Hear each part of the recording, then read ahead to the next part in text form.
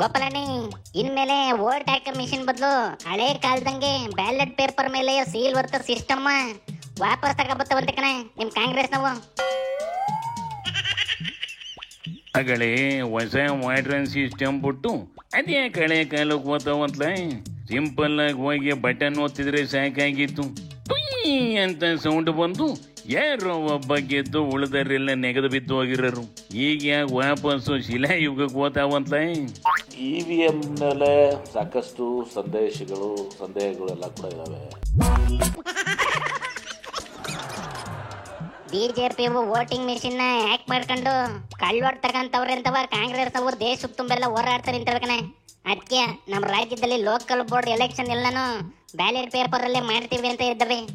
ಮುಂಬರುವ ಎಲ್ಲ ಸ್ಥಳೀಯ ಸಂಸ್ಥೆಗಳಲ್ಲಿ EVM ಬದಲಿಗೆ ಬ್ಯಾಲೆಟ್ ಪೇಪರ್ ಮತಪತ್ರದ ಮೂಲಕ ಚುನಾವಣೆಯನ್ನ ಮಾಡೋದಕ್ಕೆ ಶಿಫಾರಸ್ ಮಾಡಬೇಕು ಅಂತ ಹೇಳಿ ರಾಜ್ಯ ಸಚಿವ ಸಂಪುಟ ನಿರ್ಣಯ ಮಾಡಿತು.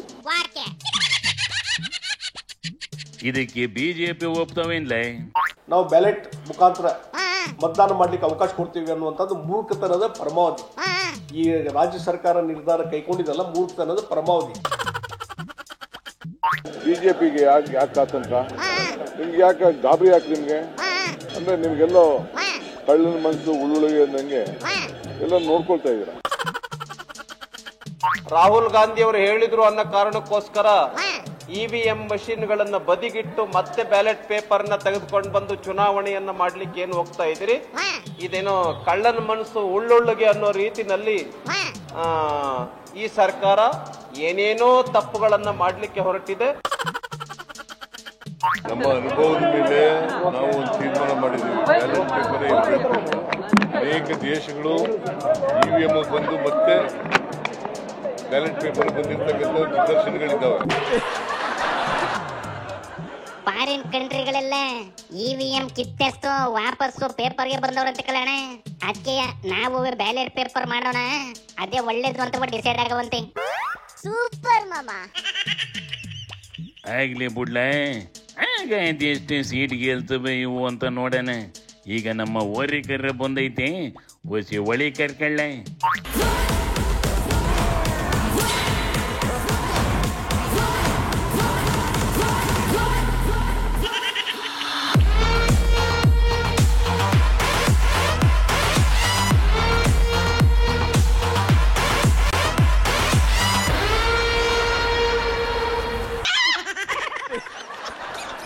ರೇಣು, ಏನಪ್ಪ ಸಮಾಚಾರ?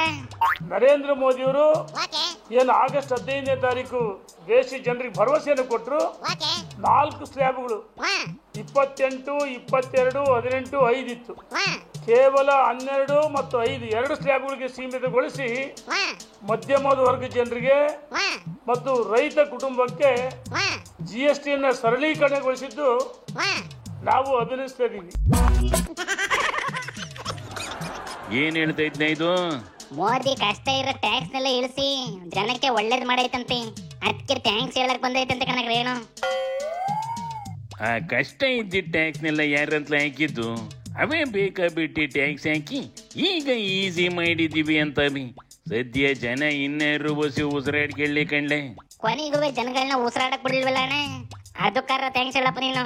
ಥ್ಯಾಂಕ್ ಯು ಕಣ್ಲೆ, ಥ್ಯಾಂಕ್ ಯು ವೆರಿ ಮಚ್. ನಿಂಗೂ ಒಂದು ಥ್ಯಾಂಕ್ಸ್ ಕಣಪ್ಪ.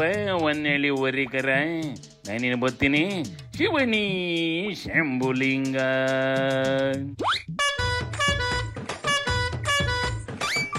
ಕಣಾಡೋ